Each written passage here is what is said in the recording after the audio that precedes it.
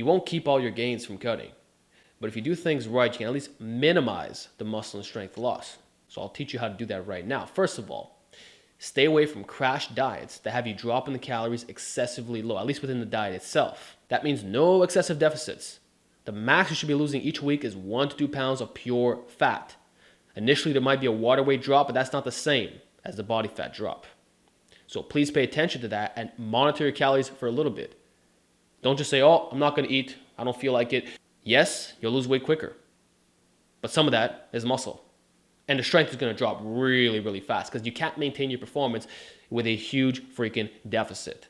So that is the number one priority. And I think most people in the fitness community will agree that slow cutting is the way to go if you want to maintain the performance. Some would just say, you know what, get out of the way. Who gives a fuck? You can just rebuild. Okay, that's another perspective.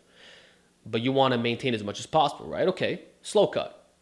That said, there is another ideology surrounding this, kind of getting the best of both worlds, which is to mix in fasting at the same time. So you can run a small deficit every single day, but then maybe you do a 48 to 72 hour fast once a week because fasting is muscle sparing and will speed up the process a little bit. That's a nice little hybrid way of doing things. Or you just throw in fast whenever the hell you feel like it, combined with refeed days. Refeeds will make it a lot easier to regain your performance. You'll get a little bit bloated, but keep in mind it's water weight, not fat, so your cut will still go as planned. Even if the numbers jump up temporarily on the scale, it does not matter because you are in a calorie deficit. So if you jumped up your sodium like crazy, you're looking a little bit soft the next day, it doesn't matter. You're still in a deficit. You did not, and I repeat, you did not gain fat. So that could be a very good tool in maintaining some of that performance. Or another thing about diet, you don't have to go excessive with the protein. 0.8 grams per pound of body weight is all you need. This includes bulking and cutting. So don't think that you have to run this crazy high protein diet. No, the most important factor is keeping a consistent calorie deficit that's not too excessive. The faster you do this, the more you're going to lose some strength. And keep in mind too, I'm talking about guys who have some training experience under their belt. Like if you're benching in the high 300s, for example, or even the high 2s. If you're a novice lifter, you don't have to go as extreme.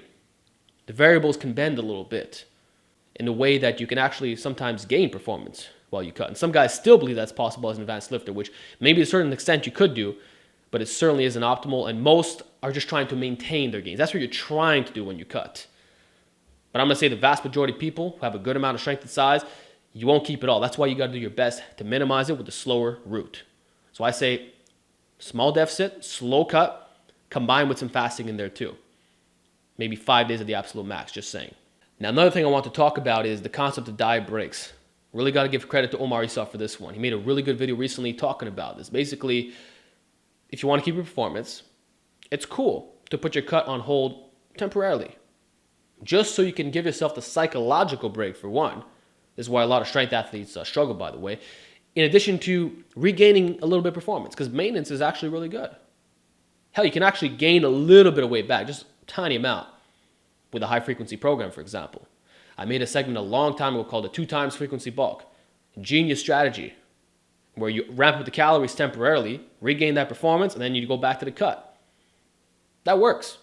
So the concept of diet breaks is very valid. Some believe that it has a positive effect on your metabolism. I'm not too sure about that stuff.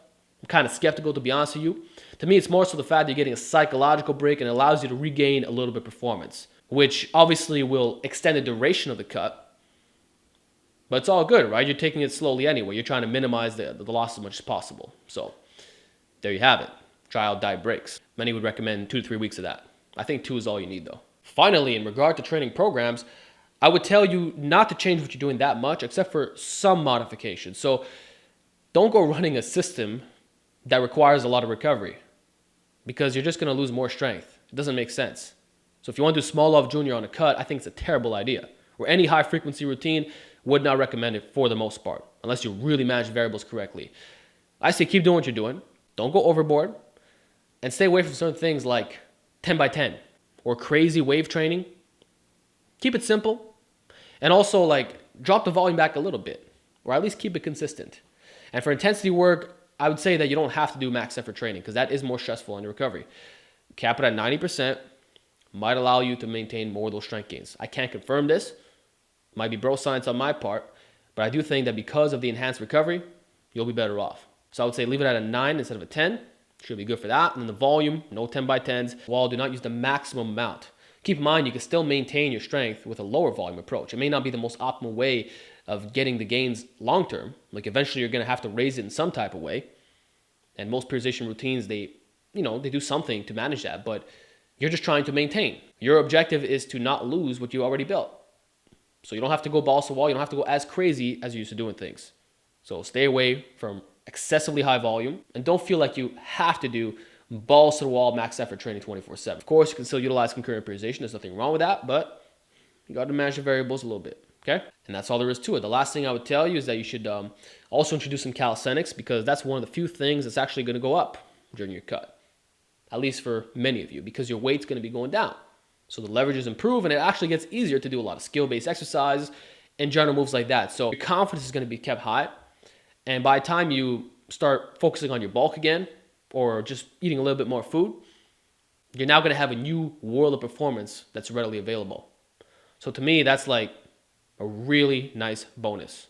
And it's what I did personally. I did a lot of calisthenics when I cut. Now I have both elements of performance at the same time.